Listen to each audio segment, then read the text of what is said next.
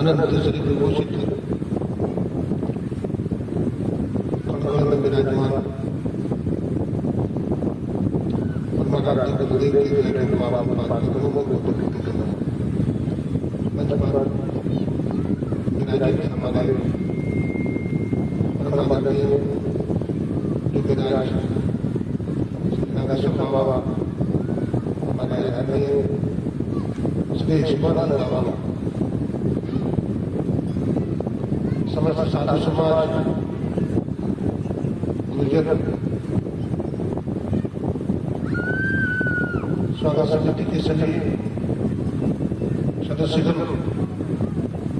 हमारे विद्वान स्थान मन संचालक जी महाराज सशक्त सज्जनों माताओं बहनों हमारे भाई बंधुओं सबको तो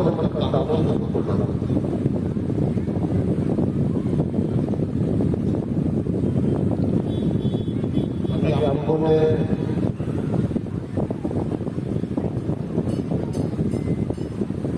रामचरितमानस सारस्वतिक तृतीय सोपान आनंद निकालने के माध्यम से नवदा भक्ति संवर्धित है। इसका विश्लेषण हमारे योगीराज जी महाराज से सुन रहे थे।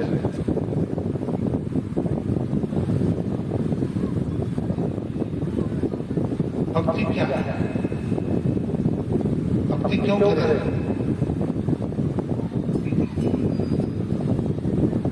भक्ति से क्या लाभ है?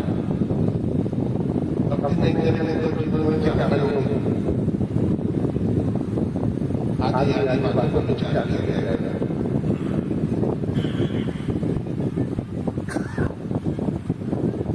भक्ति का अर्थ होता है समर्पण।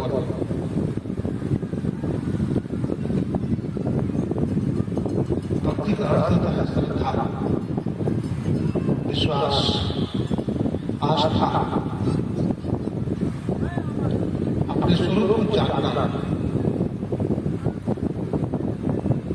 शंकराचार्य महाराज ने कहा स्वरूपानाम श्रद्धांति भक्ति, अपने स्वरूप को जान लेना और भक्ति।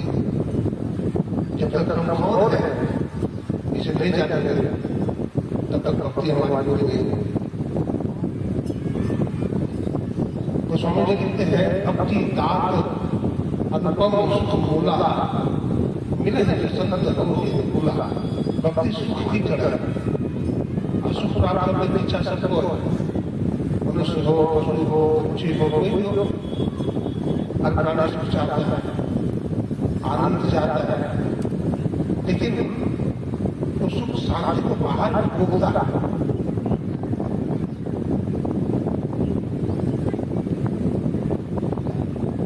चातक वो देखे चातक स्वाति के चक्र के कुंड का प्यासा होता है। किसी भी सरोवर का जन्म, किसी भी नदी का जन्म, गंगा का जन्म, कहीं का जन्म, कुआं पापड़ी का जन्म इनका पसंद नहीं करता। उस स्वाति के चक्र में दिखने वाला जो जल है चातक पक्षी उसी का पान करता है। पानी पीऊंगा, पानी पीऊंगा, पानी पीऊंगा रट लगाता रहता है। और जो भी स्वाति के चक्र का बंद गिरता है तो मुंह खोल देता है।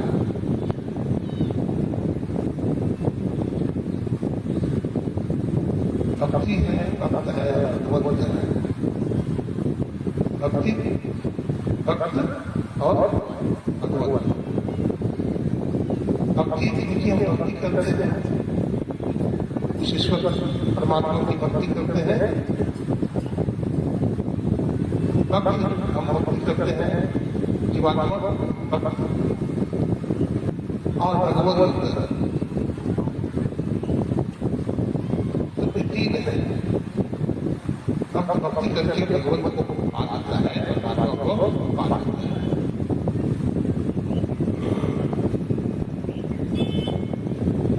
भक्ति का एक अर्थ बताया गया है जैसे हाथ होता है, हाथ कम रहता है। तो जो भक्त होते हैं वो मुलायम हो जाते हैं।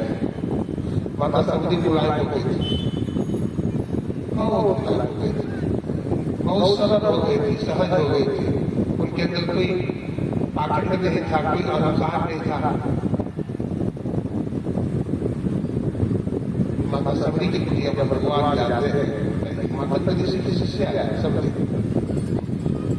क्या है? मतंग ऋषि की शिष्य है, पहुंचे हुए ऋषि है, ब्रह्मवेत्ता है मतंग ऋषि, उनकी सेवा कर रही है सबरी।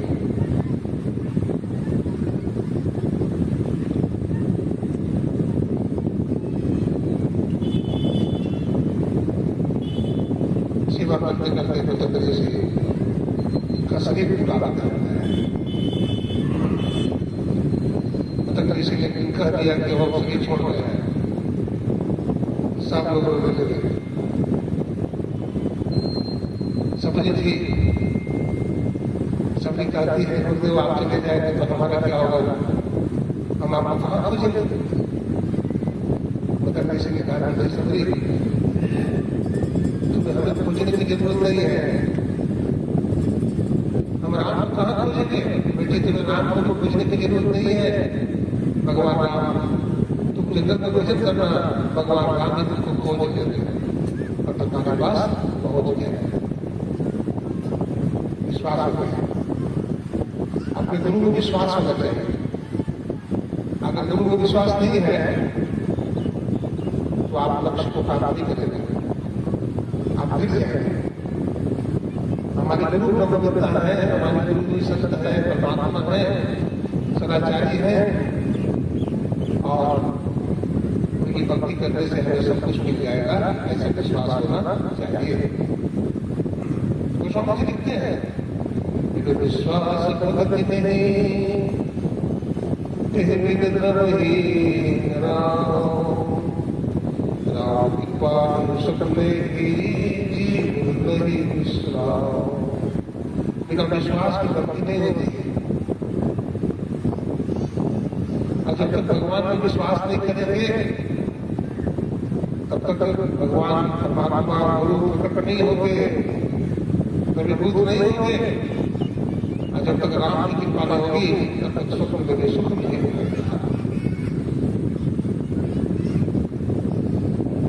बोलते हैं क्या बोलते हैं? हम थक गए हैं, राम आ जाए।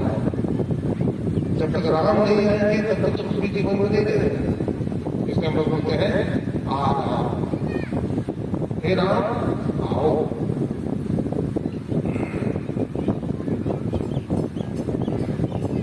अब माता सबरी की बात सुनते हैं। माता सबरी की कुटिया पर भगवान राम चलते चले गए।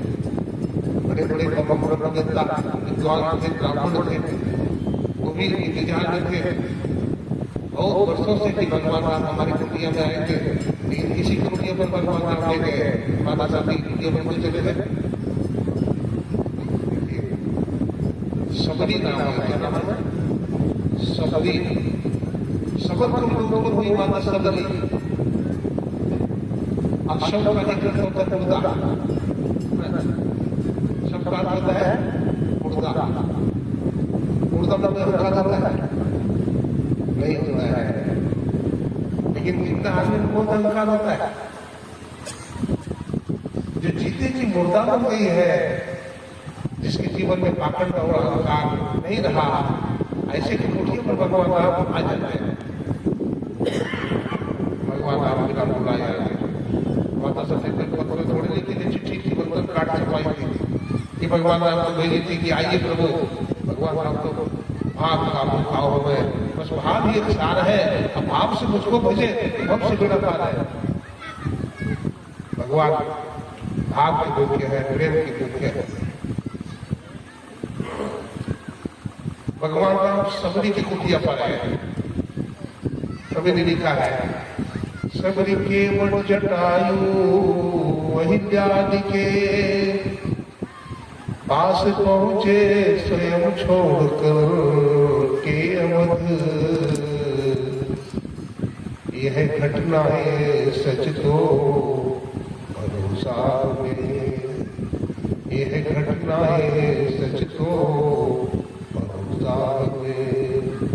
एक न एक दिन वो आकर के मिल जाएंगे, इसलिए आस छोड़े कभी न कभी।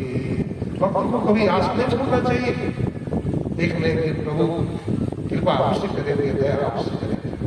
दया का उल्टा सजनों याद होता है, बोलते हैं गुरुदेव हम पर दया कीजिए, प्रभु हम पर दया कीजिए। दया को रख दीजिए तो क्या होगा? याद करेंगे तो दया होगा। तो माता सबरी की कुटिया पर भगवान आ गए।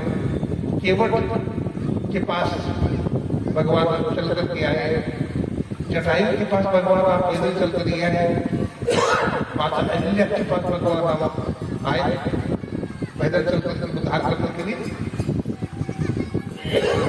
बहुत सारी घटनाएं हैं। इन घटना से हम लोगों को विश्वास होता है कि भगवान कृपालु है, दयालु है। वो सब पर कृपा करते हैं, दया करते हैं जो उनका भजन करता है।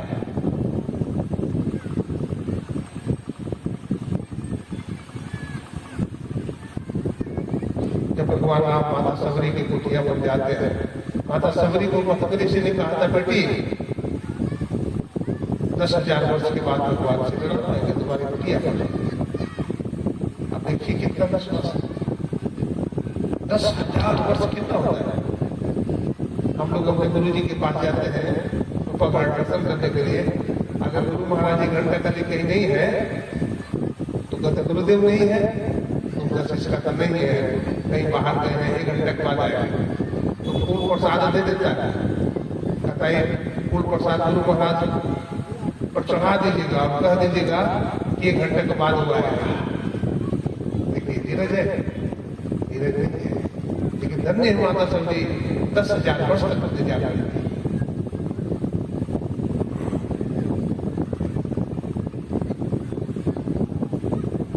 माता सबरी रोज इंतजार करती है, झाड़ू लगाती है, अपने कुटिया में झाड़ू लगाती है, फूल बिछाती है।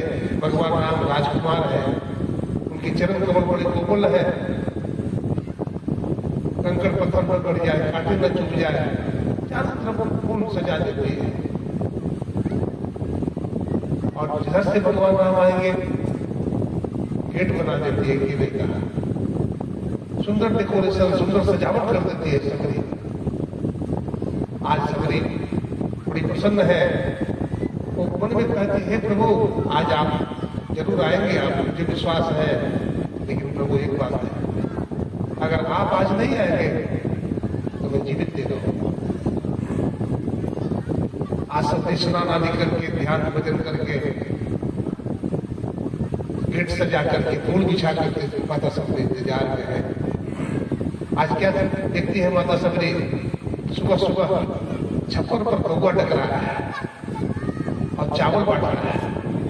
तो माता सबरी का बायां अंग फड़कता है।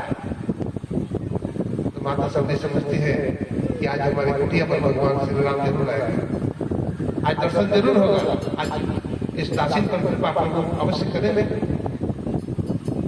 माता सबरी क्या बोलती है, बोल बोल कागा मेरे राम कब आएंगे, बोल बोल कागा मेरे राम कब आएंगे। अभागिन दुखिया के भाग खूब जाएंगे, अभागिन दुखिया के भाग खूब जाएंगे। बोल बोल कागा मेरे राम कब आएंगे, अभागिन दुखिया के भाग खूब जाएंगे। माता सबरी कहती है आए नहीं राम लगाई काहे देर रे, आए नहीं राम लगाई काहे देर रे। चुन चुन के लाई मेरे जंगल के बेर रे, चुन चुन के लाई मेरे जंगल के बेर रे। बोल बोल कागा मेरे राम कब आएंगे, अभागिन दुखिया के भाग खुल जाएंगे। बोल बोल मेरे काका, मेरे श्री राम कब आएंगे, हम पर दया कब करेंगे। इतना गा ही रही थी माता सबरी। माता सबरी देखती है कि इधर से गेट बनाई है ना, भगवान राम उसी गेट में प्रवेश कर रहे हैं। आगे आगे राम जी हैं, पीछे पीछे लखन लाल जी हैं। भगवान राम माता सबरी की कुटिया बनाया। देखो माता सबरी बावरी हो जाती है, पकड़ी हो जाती है। भगवान को कहाँ बैठा दे, क्या खिला दे, क्या खिला दे, कुछ तो है नहीं।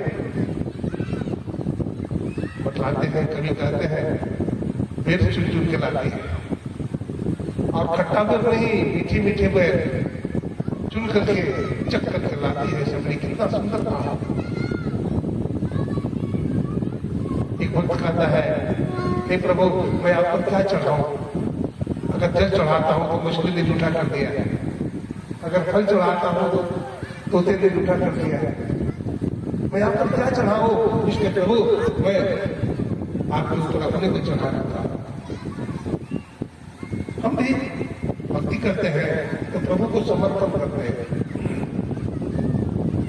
प्रभु खींचे हुए बंधे हुए चले आएंगे, जरा तारों से तार मिला करके देख। प्रभु खींचे हुए बंधे हुए चले आएंगे, जरा तारों से तार मिला करके देख। पाया धनुआ ने पत्थर की मूर्ति मानकर, पाया मीना ने पिस्ता अमर मानकर, पाया पूजा ने चंद्र लगाकर उसे उन्हें चरणों में मस्तक घिसा करके देख। प्रभु खींचे हुए बंधे हुए चले आएंगे, जरा तारों से तार मिला करके देख। तेरा भगवान से प्रेम करते थे। देखो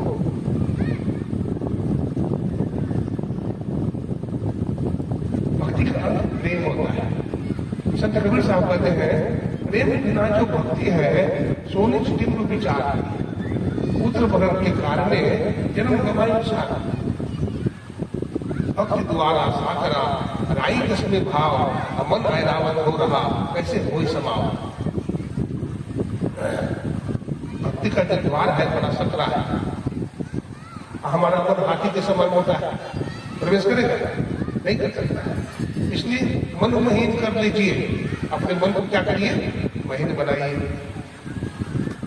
कबीर साहब कहते हैं, भक्ति से नहीं मुक्त की संत चढ़ाए सब आए, और जिन जिन मानव आलस किया जन्म जन्म पछताए। भक्ति निशेनी, निशेनी समझते हैं, सीढ़ी मुक्ति की निशेनी है भक्ति। इसलिए संत लोग दौड़ करके चढ़ जाते हैं। अब जो मन में आलस करते हैं, प्रमाद करते हैं, पछताते हैं। इसलिए भक्ति की निशानी पर दौड़ करके चढ़ना चाहिए। बड़ी साहस पूर्वक, आस्था पूर्वक दौड़ करके चढ़ जाना चाहिए। ऐसे को ही भगवान मिल जाते हैं। भजन आदमी कीजिए और बात में देर, और बात में देर। जगत में जीवन थोड़ा सा जीवन है, बहुत सारा काम करना है। भक्ति को बहुत कठिन बोलते हैं, लेकिन भक्ति आसान भी हो जाता है। कुछ लोग बोलते हैं ज्ञान बहुत कठिन है। ज्ञान को पंथ कृपान की धारा, ज्ञान कमाना भी आसान नहीं है।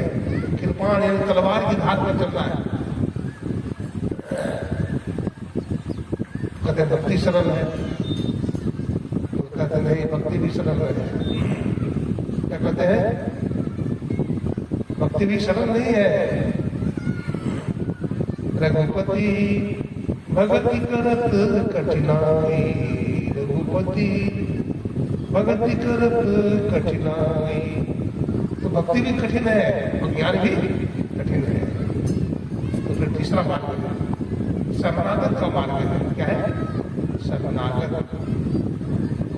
मन वचन कर्म को प्रभु के चरणों में समर्पित कर देना।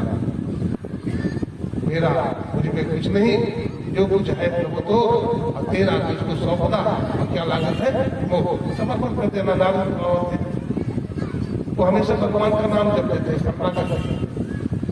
श्रीमन नारायण, श्रीमन नारायण, श्रीमन नारायण, सदा भगवान का नाम जपते हैं।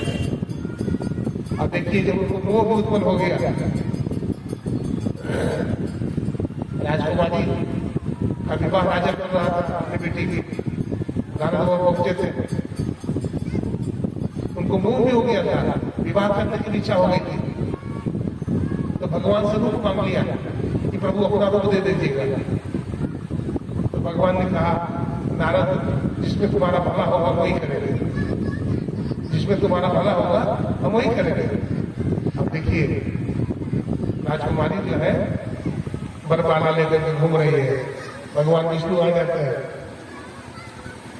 और नारद बाबा बार बार वो चक्कर चक्कर देखते हैं कि राजकुमारी हमारी गला में मलर लगेगी, लेकिन झांकी भी नहीं, नारद बाबा के पास झांकी नहीं। कहने का मतलब क्या है, बंदर का तो भगवान ने दे दिया, बिल्कुल कुरूप बना दिया।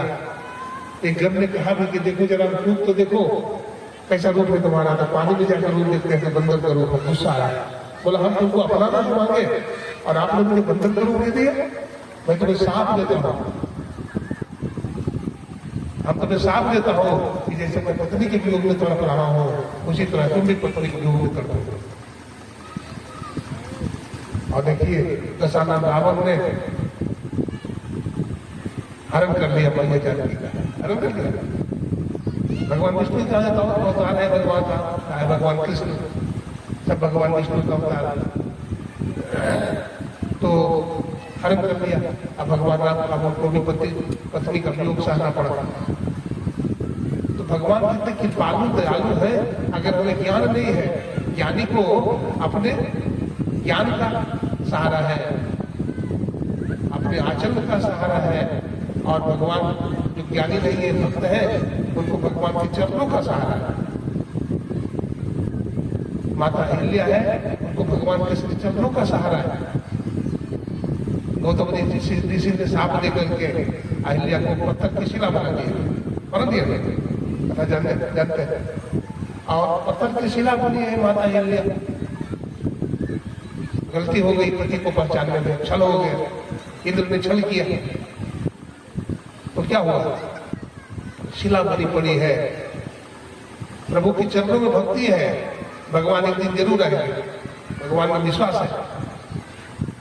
भगवान राम को विश्वामित्र मुनि लेने आए, जा रहे हैं जंगल में, तो जंगल में जब जा रहे हैं भगवान राम तो वहां पहुंचते हैं जहां पत्थर की शिला पड़ी, वहां शमशान घाट भी है, वहां मोर नाचना बंद कर दिया है,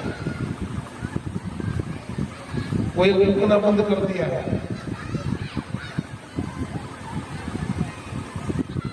वीरान हो गई धरती, लेकिन एक सुंदर शिला पड़ी। पत्थर की शिला का तरफ कोई नहीं देखता है, सब उसे घृणा करता है। भगवान राम अपने गुरु जी विश्वामित्र के साथ जा रहे हैं। विश्वामित्र मुनि से भगवान राम पूछते हैं, हे गुरुदेव, ये जंगल में सुंदर शिला पड़ी, ये कैसी शिला है? विश्वामित्र मुनि कहते हैं, राम ये वही विचार नारी है अहिल्या, जो पापनी है, जिसकी तरफ कोई भी नहीं देखता, उस ऊपर जिसने जिससे मुख मोड़ दिया है तो बार बार शिला क्यों देखता है? भगवान राम कहते हैं, गुरुदेव राम का यही स्वभाव है कि जिसकी तरफ कोई नहीं देखता है उसकी तरफ राम देखता है। गुरु जी कहते हैं, बेटा राम तू धन्य है, तू ही इसका उद्धार कर। भगवान श्री राम जाते हैं, जंगल में गए, भगवान राम तो जूता चप्पल थोड़े पहन के गए, नंगे पैर है भगवान, धूल दूसरी थे चरण, लेकिन पराई नारी का स्पर्श करना अर्जुन का धर्म नहीं है। भगवान राम और ज्यादा पुरुषोत्तम है और पराई नारी का स्पर्श नहीं करते, तो भगवान राम वो खड़े हो जाते हैं, नंगे पांव खड़े हैं भगवान राम। पवन देव सहयोग करते हैं, हवा का झोंका आता है, भगवान श्री राम के चरणों से धूल उड़ता है और धूल उड़ करके चरण पर चला जाता है, और पत्थर की शिला बनी हुई माता अहिल्या चेतन हो जाती है, नारी बन जाती है।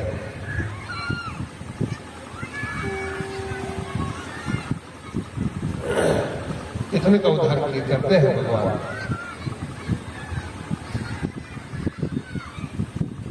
माता सबरी को उपदेश कर रहे हैं भगवान राम। माता सबरी बोलती है, यही विधि स्तुति करो तुम्हारी, अधम जाति में जड़मति भारी। हे प्रभु, मैं आपकी स्तुति कैसे करूं? मैं जड़मति वाली हूं, अधम से अधम नारी हूं, नीच से नीच नारी हूं। कह रघुपति सुन भामिनी बाता, मानव एक भक्ति करनाता। ये समझी, मैं तुमसे जाति पाति नहीं पूछा है, मैं तो एक भक्ति करना था मानता। देखिए, भगवान राम भी जाति पाति नहीं माने। भगवान राम अगर जाति पाति मानते होते तो फूल बिल्लू के साथ बैठ करके भोजन नहीं करते। समान आसन पर बैठ करके भगवान राम अपने मित्र से बातचीत करते हैं। भगवान कृष्ण को देखिए, अगर वो भी जात पात मानते तो ग्वाल वालों के जूठे माखन नहीं खाते भगवान। इसका मतलब है भगवान ने जाति पाति नहीं माना है। अब भगवान का कर्म भी निष्काम होता है। भगवान राम रावण को मारे तो लंका का राज्य अयोध्या में मिला लेते हैं, मिलाए? नहीं मिला। भगवान को कोई स्वार्थ नहीं था। भगवान राम ने जब रावण को मारा तो लंका का राजा किसको बना दिया? उसी के भाई विभीषण को बना दिया, अधिकारी था, बना दिया। अब भगवान श्री कृष्ण जब कंस को मारा तो कंस का जो राज्य था मथुरा को द्वारका में मिला लेते, लेकिन नहीं मिलाया। उन्होंने भी क्या किया? उग्रसेन को राजा बना दिया। कंस का जो पिता था उग्रसेन, उसको राजा बना दिया। तो भगवान को कोई लोभ भी नहीं होता है, लालच भी नहीं होता है। अब भगवान का हर कर्म कैसा होता है? निष्काम होता है, इसलिए तो भगवान कहलाते हैं। लेकिन हम लोग सब कर्म करते हैं स्वार्थ बस, स्वार्थ से परायण होकर के, वशीभूत होकर के दुनिया में कर्म करते हैं। एक कहानी कहता हूं, ध्यान से सुनिए। हम लोगों को कर्म कैसा करना चाहिए? भगवान कहते हैं अगर हम निष्काम कर्म करेंगे, लोग लालच छोड़ करके कर्म करेंगे तो हमको बहुत ज्यादा फल मिलेगा। यदि लोग लालच रखते हुए कर्म करेंगे तो थोड़ा सा फल मिलेगा, नहीं भी मिलेगा।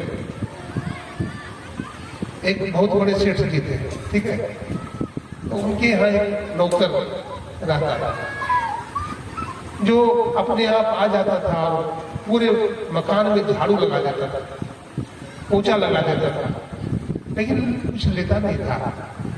मालिक बोलता था कि भाई कुछ ले लो, बोलता नहीं हमें कुछ नहीं चाहिए। वो रोज आकर के झाड़ू पोछा लगाता था, सफाई करता था और लेता था कुछ भी नहीं। लेकिन उसका मालिक को लगता था कि कुछ ले ले तो अच्छा है, कि रोज आता है सेवा करके चला जाता है, तो कुछ लेता नहीं था।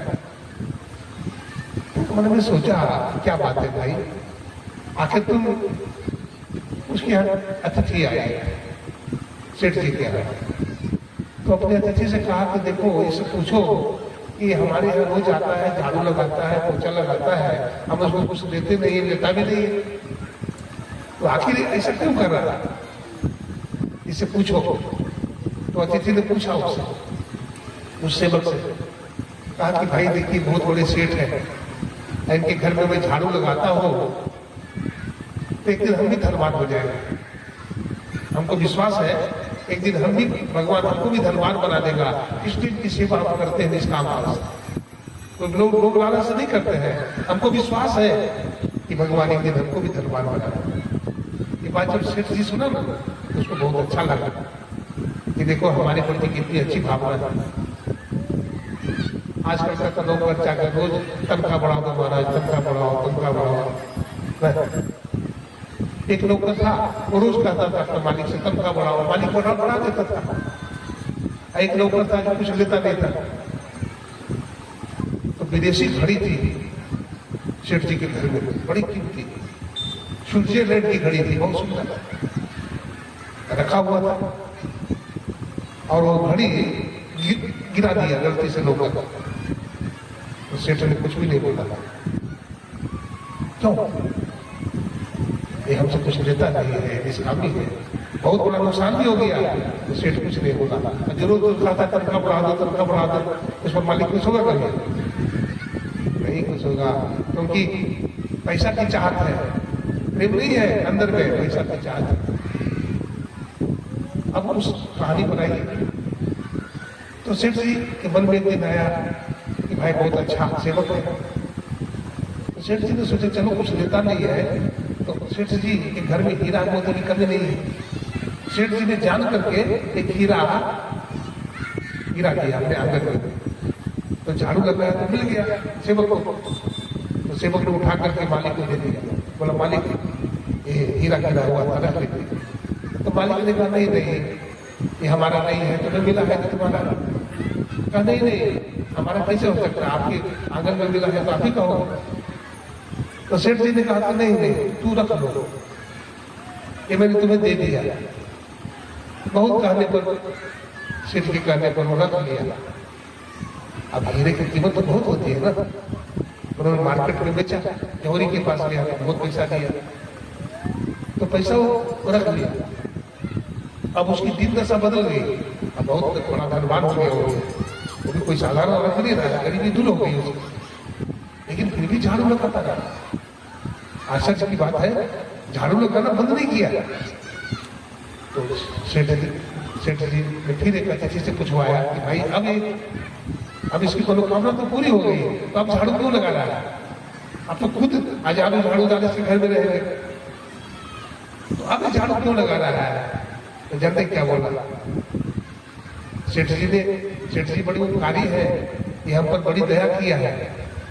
मैं बहुत गरीब आदमी था, लेकिन आज हमें बहुत धन हो गया, बहुत पैसा वाला हो गया, ये सेठ जी की कृपा से हुआ है। इसलिए सेठ जी का मैं ऋणी हूँ, सेठ जी का ऋणी हूँ। हमारा जब तक जिंदगी है तब तक सेठ जी के घर में झाड़ू लगाया करूंगा, कभी नहीं छोड़ूंगा। सेठ जी को बड़ी खुशी हुई और सेठ जी ने उसको कभी नहीं हटाया, सदा अपने साथ रखा।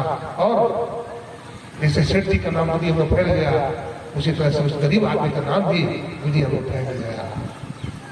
हम भी परमात्मा से, गुरु से दोस्ती करें तो कच्चा दोस्ती नहीं करें, पक्का दोस्ती करें। एक दिन हम भी भक्ति के मालिक बन जाएंगे। दुनिया हमारी पूजा भक्ति ताकत अनुपम बोला मिल है जो संत वही अनुकूला। पवित्र होकर के भक्ति करना चाहिए, प्रेम से भक्ति करनी चाहिए। जितना देर करें, हम जो कुछ भी करते हैं सब भक्ति है। ऐसा नहीं है कि हम सत्संग में जाएंगे तो भी भक्ति होगी, अगर धान काट रहे हैं तो भी भक्ति है, अगर बर्तन साफ कर रहे हैं तो भी भगवान का बर्तन साफ कर रहे हैं, झाड़ू लगा रहे हैं तो भगवान के दरबार में झाड़ू लगा रहे हैं, गुरु के दरबार में झाड़ू लगा रहे हैं, खा पी रहे हैं तो गुरु महाराज को रोटी खिला रहे हैं। ऐसी भावना से हर कर्म में गुरु को जोड़िए, हर कर्म में प्रभु को जोड़िए, तो आपका हर कर्म क्या बनता है, भक्ति बन जाता है। भक्ति स्वतंत्र सकल सुख खानी, बिनु सत्संगन पावे प्राणी। भक्ति क्या है, स्वतंत्र है। भक्ति स्वतंत्र है, सेवा कीजिए। भक्ति का एक सेवा भी होता है। एक सेठ जी थे तो उनको एक ही पोता था। अब सेठ जी उनकी धर्मपत्नी बूढ़ी हो गई, तो उसका जो पोता था उसके घर में सत्संग होता था, तो उसको अच्छा ज्ञान मिला था, अच्छी शिक्षा मिली थी।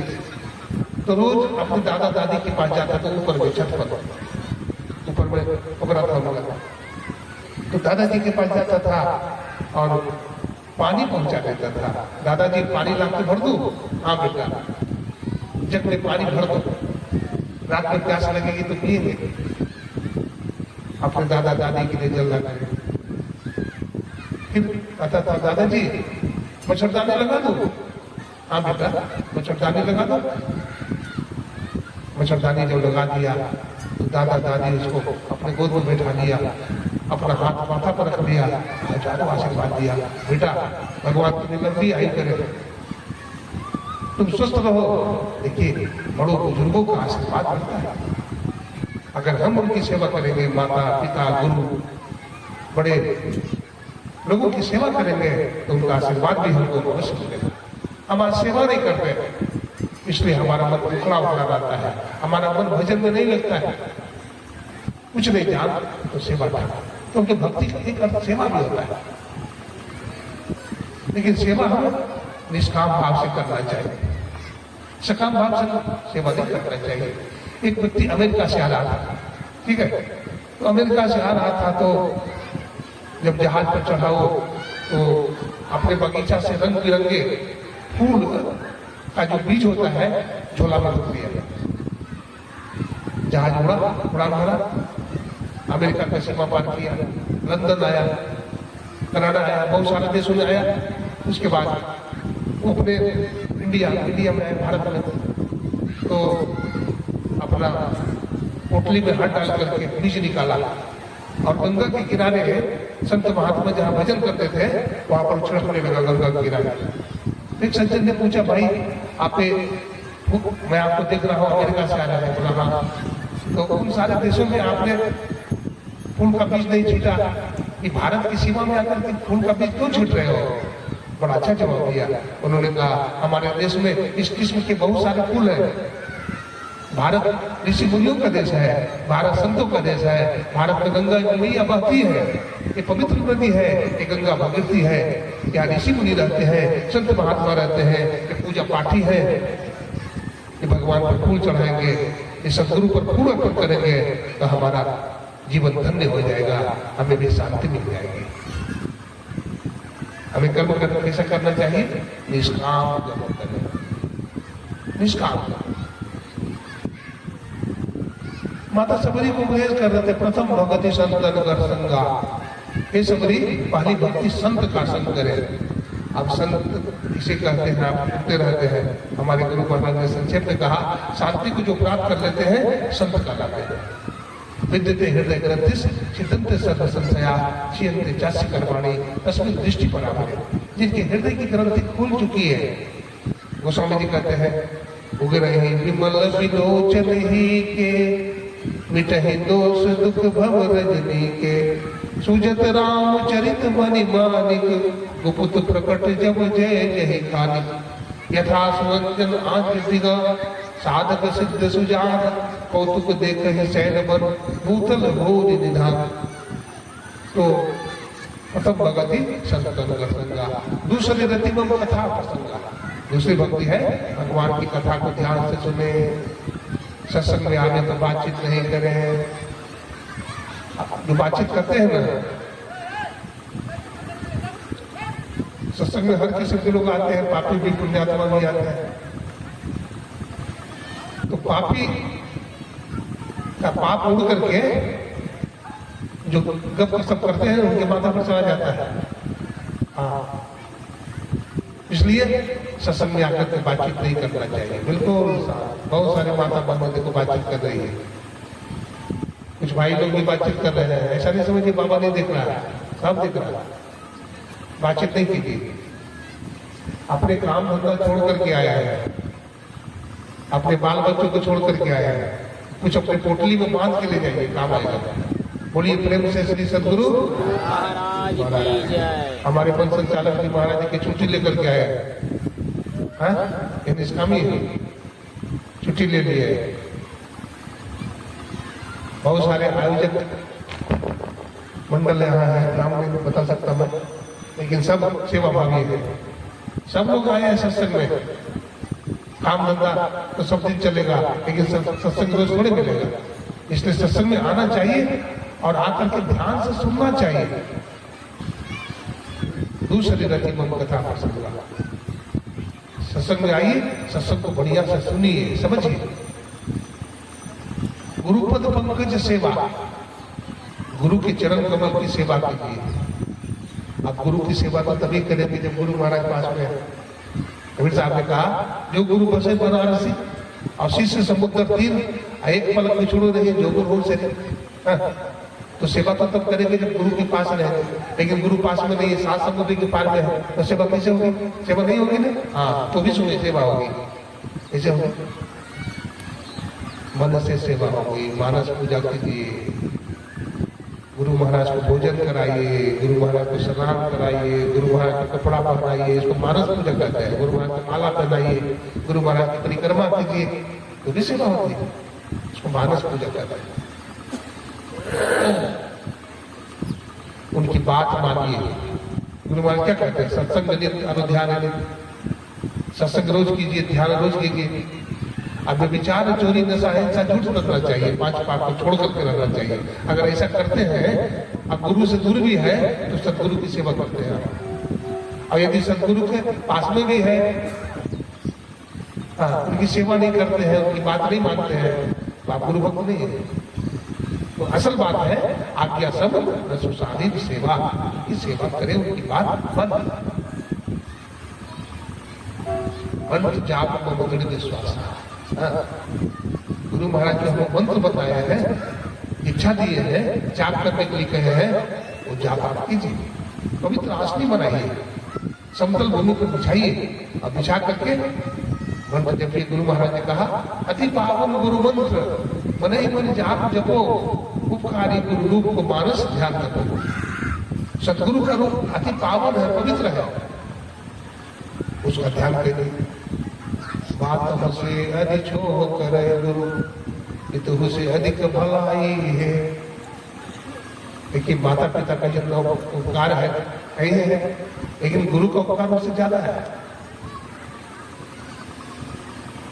बाबा चरणदास जी महाराज है, वो कहते हैं पितु से माता 100 गुना, सुत को राखे प्यार, मन से ती सेवन करे, पद से डांट अनुकार। कहते हैं पिता से माता का स्थान 100 गुना ऊंचा है। क्यों? आप उदाहरण से समझिए, पिता की गोद में अगर बच्चा पेशाब कर देगा तो फिर पिता उठ जाएगा, ले जाओ। विष्ठा कर देगा, ले जाओ। लेकिन माता कभी उठती है, बच्चा पेशाब कर देता है, बिस्तर गीला हो जाता है, तो माता क्या करती है? बच्चा को उठा करके सूखा में रखती है और खुद गीला बस हो जाती है। इसलिए माता का स्थान पिता से 100 गुना ऊंचा है। पितु से माता 100 गुना, सुत को राखे प्यार, अपना बेटा बेटे को बहुत प्यार करती है। मन से भी सेवन करे, मन से सेवा करती है, और तन से डांट अनुगार, मारती भी है लेकिन हाथ पकड़ के मारती, कहीं चोट न लगते। माँ बाप मारते हैं अपने बेटा को तो हाथ पकड़ देते, कहीं चोट न लगते। बच्चों को सुधारने के लिए मारती है कि सुधर जाए, अंदर में बड़ा प्रेम रखते हैं। तो माता से पितु से माता 100 गुना, सुत को राखे प्यार, मन से जिसे बन करे तब से डांट अनुगार। फिर आगे कहते हैं माता से हरि 100 गुना। माता से भी कोई विशेष प्यार करने वाले होते हैं दुनिया में? कहते हाँ, कौन होते हैं? कहते हरि, ईश्वर, परमात्मा। माता अथवा पिता ने बच्चा का लालन पालन किया, सेवा किया, गर्भ में भी रखी, लेकिन परमात्मा ने उससे ज्यादा सेवा किया। क्यों? माँ के गर्भ में ऑक्सीजन किसने पहुंचाया, कैसे बच्चा जिंदा रहा, दूध किसने दिया पीने के लिए बच्चा को, बच्चा का भोजन कैसे हजम हुआ, आदि आदि बात है। तो इसका मतलब परमात्मा ने रक्षा किया है। तो परमात्मा का स्थान भी माता पिता से 100 गुना ऊंचा है, माता से 100 गुना ऊंचा है। और आगे लिखते हैं माता से हरि 100 गुना, तिनसे 100 गुरुदेव। अब उनसे भी ऊंचा बोल रहे हैं, परमात्मा से भी 100 गुना ऊंचा गुरुदेव है। क्यों? आगे फिर कहते हैं प्यार करे और अवगुण करे। तो प्यार तो सब करते हैं, पिता भी करते हैं, माता भी करती है, ईश्वर भी करते हैं, लेकिन गुरु के लिए एक नया शब्द दिया, अवगुण हरे। अवगुण कोई नहीं हरेगा, न पिता, न माता, न हरि परमात्मा, अवगुण सदगुरु हरेंगे। इसलिए माता से हरि 100 गुना, तिनसे 100 गुरुदेव, प्यार करे अवगुण हरे, चरणदास देव। ऐसा चरणदास जी महाराज बतलाते हैं। तो मंत्र का जप करना चाहिए, जप करने से मन पवित्र होता है। अब जितना ही जप करेंगे हमारा मन उतना ही पवित्र होता चला जाएगा। आगे फिर बताते हैं छठदमशील विरत बहु कर्मा। दम कहते हैं, दम एक शब्द है जिसका अर्थ होता है इंद्रियों का निग्रह करना। हमारी हर इंद्रिया चंचल है। देखिए आंख भी चंचल है, यहाँ बैठ रहे हैं और बहुत कुछ देख रहे हैं। आप देख भी रहे हैं तो कुछ अच्छा भाव से देख रहे हैं, कुछ गलत भाव से भी देख रहे हैं, इसमें पाप लगता है। अच्छा भाव से देखेंगे तो पुण्य मिलेगा, गलत भाव से देखेंगे तो पाप लग जाएगा। तो दमन करना चाहिए, अनासक्त जग में रहो भाई, दमन करो इंद्रिय दुखदाई, इंद्रियों का दमन करिए। जो देखना है वही देखिए, जो नहीं देखना है वो नहीं देखिए। महात्मा गांधी के 3 बंधन थे, एक आंख बंद है, एक का कान बंद है, एक का मुंह बंद है। इसका मतलब क्या है? बुरी चीज मत देखो, बुरी बात मत सुनो और बुरी बात मत कहो। तो छठ तपस्वी में इंद्रियों का दमन करे और उसके बाद सम आता है। सम सातम सम मोहिमय जग देखा। सम क्या है? भगवान कृष्ण कहते हैं समत्व को योग उच्चते। समता को भगवान योग कहते हैं। क्या समता करें? वेद भगवान कहते हैं इड़ा भगवती गंगा, पिंगला यमुना नदी, इड़ा पिंगलयोर मध्य सुषुम्ना च सरस्वती। बाई आंख पिंगला कहा, दाहिनी को पिंगला कहा, इन दिनों के बीच में सरस्वती है। गुरुदेव कहते हैं गंग जमुन जुग धार, मदहि सरस्वती बहे, कुटल बनसवा के भाग, गुरु गम नहीं। सम करें, दृष्टि की धार को क्या करें? सम करें। प्रथम ही धारो गुरु को ध्यान, वो सुप्ति निर्मल हो बिंदु ज्ञान। दोनों नदी बीच सन्मुख देख, आय के बिंदु मिले दृष्टि दो रेख। दृष्टि की जो धार है उसको एक बिंदु पर मिलाने की बात करते हैं, वही समता कहलाता है। इसको दृष्टि योग कहा। क्या कहा? बाकी कुरान में दृष्टि योग को सगले नसीरा बोलते हैं। फिर दृष्टि योग की क्रिया के बाद नादानुसंधान की क्रिया है, आनंदनाद की क्रिया है। इस शब्द को पकड़ना होता है, क्योंकि संसार जो बना है शब्द से ही बना है संसार। अगर शब्द नहीं होता तो संसार भी नहीं बनता, हम लोग नहीं होते। सृष्टि के आदि में शब्द था, शब्द ईश्वर के साथ था और शब्द ही ईश्वर था। In the beginning was the word was with God and word was God. तो इसलिए उस शब्द की साधना हम करें, उस शब्द को हम पकड़े। इसलिए कबीर साहब कहते हैं उलट पा चलो, पढ़ लो, पकड़ो, पसरा बना बटो। अब कहत कबीर सुनो भाई साधो, तब पई हो निज ठाओ। क्राइस्ट जीसस ने कहा whosoever shall call upon the name of Lord shall be saved। वो जो परमात्मा को गुणानुवादन करेगा जब के बंद से सदा के छूट जाएगा। सेंट जॉन ने बाइबल में लिखा the light of the body is the eye, therefore when your eye is single, your whole body will be full of light, but when your eye is full, your whole body will be full of darkness। इसलिए दृष्टि की जो चेतन धारा है उसको मिलाने की बात कही गई। पवित्र आस नहीं रखिए, समतल भूमि पर बिछाइए। भगवान कृष्ण भी उद्धव से कहते हैं कि शरीर गर्दन मस्तक को सीधे करते हुए नासाग्र में देखिए।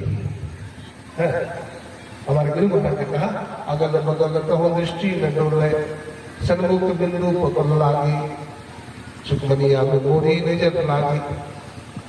इस प्रकार की भक्ति करेंगे तो समर्पण भक्ति हो जाएगी, अपना कुछ नहीं रहेगा, फिर प्रभु के हवाले हो जाएंगे। हम प्रभु के हवाले हो जाएंगे।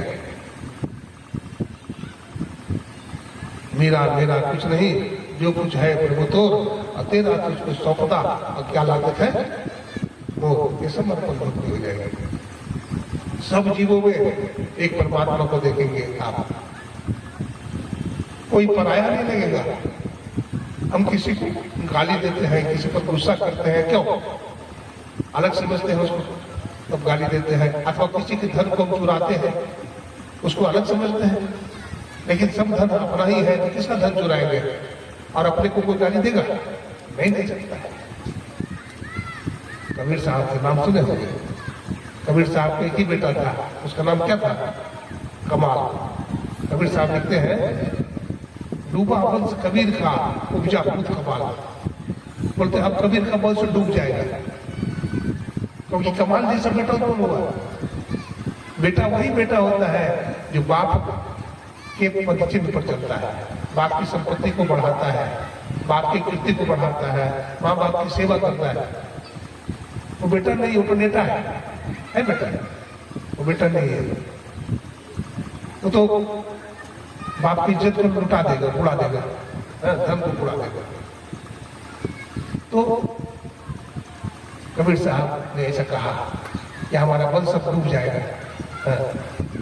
बतलाते हैं चोर था उसका बेटा कमाल, तो कहा बुढ़ा तो दिन रात यहाँ प्रवचन करते रहता है। कबीर साहब एक चादर बनाते थे, उसको हाटिया में बेच देते थे और दिन रात सत्संग चलता था, भजन चलता था। कोई भी आवे तो कबीर साहब कहते थे भाई लंगर छक करके जाना, यानी कुछ खा के जाना, और घटता भी नहीं था। बताइए, धर्म से पैसा कमाएंगे तो घटेगा नहीं यात्रा के। अब बेईमानी का पैसा कपूर हो जाएगा, जहाँ कहते उड़ जाएगा, कचहरी में चला जाएगा, डॉक्टर के पास चला जाएगा, अन्य अन्य काम में चोर लूट लेगा, CBI वाला छापा मार लेगा, चला जाएगा। लेकिन धर्म का पैसा देखने में आएगा। कुछ लोग बोलते हैं माता बहन, बाबा हमारे घर में बरकत नहीं है, हमारे पतिदेव कुछ भी छूते हैं ना बाबा, कोई भी कारोबार करते हैं तो कोयला हो जाता है। मैंने कहा देखो मोहर देखे हो, मोहर? बोला हाँ बाबा मोहर तो देखे हैं। तो मोहर में कुछ लिखा होता है, पता है? मोहर को एक पैड होता है, पैड पर चिपका करके कागज पर ठप्पा मारते हैं, तो मोहर का सब अक्षर उल्टा होता है, लेकिन जो भी ठप्पा मारते हैं तो सब अक्षर उल्टा हो जाता है। जो शुद्ध सदगुरु का मोहर जो है चिपका करके चरणों में और कागज पर ठप्पा मारेगा तो उसका उल्टा भाग्य भी उल्टा हो जाएगा। श्री सदगुरु महाराज की जय। इस काम करिए। आप लड्डू खरीदने जाते हैं बाजार में, ठीक है? बाजार में लड्डू खरीदने के लिए जाते हैं, दुकानदार से क्या कहते हैं? 1 किलो लड्डू दे दो। दुकानदार ने कहा 50 रुपये किलो है, तो आप 50 रुपये निकाल के देते हैं। लेकिन दुकानदार केवल लड्डू में थोड़े देता है, ठोंगा भी देता है। ठोंगा का पैसा तो आपने नहीं दिया था, लेकिन दुकानदार ने लड्डू के साथ साथ ठोंगा भी दे दिया। कहने का मतलब यह है, कहने का मतलब क्या है? हम भी अगर निष्काम कर्म करेंगे तो परमात्मा केवल हमें संसार में तरने वाली जो विद्या है, भक्ति जिसको बोलते हैं, वही नहीं देंगे, साथ साथ संसारिक ठोंका भी हमें प्रदान कर देंगे। समझ गए? ऐसे ठोकर टाइप मत करो। बोलिए प्रेम से श्री सदगुरु। हाँ, बोलिए प्रेम से श्री सदगुरु महाराज की जय। तो परमात्मा हमें ये सब पदार्थ भी दे देते हैं। संत महात्मा दुनिया को उपकार करने के लिए आते हैं, नहीं उनको क्या जरूरत है? अपना टाइम, अपना समय, सब कुछ प्रभु को हवाले कर देते हैं। भटकते हैं दुनिया में और संसार में उलझे हुए लोगों को सुलझाने का काम करते हैं। आग लगी आकाश में, चुई चुई गिरे अंगार, संत न होते जगत में तो जल जाता संसार, ये संसार जल जाता। इसमें आप लोग सभी निष्कामी है, पंडाल लगाए, क्या प्रयोजन है? सत्संग होगा, सत्संगी लोग आएंगे, कितने बच्चों का कल्याण होगा। अभी हम कह रहे थे वन संचालक जी हमारे बेचारे छुट्टी लेकर के यहाँ आए, ये छुट्टी कहीं और भी लगा सकते थे, लेकिन नहीं, सत्संग में लगाए। आप लोग भी ये प्रयास करिए कि जो हमारा छुट्टी है, अवकाश है, कैजुअल लीव है, उसको हम सत्संग में बिता दें। ध्यानाभ्यास होता है, हमारे गुरु महाराज ध्यानाभ्यास करवाते। ध्यानाभ्यास में जाइए, हमारे गायक बंधु हैं, सब देखिए, सब समय निकाल करके ये सत्संग में आए हैं। आप लोग भी समय निकाल करके सत्संग में आए हैं। इसी तरह से निष्काम सेवा कीजिए, अपने धर्म का सदुपयोग कीजिए, तो हमारा भी कल्याण हो जाएगा। आप लोग की सेवा में इतना ही सुनाया। बोलिए प्रेम से श्री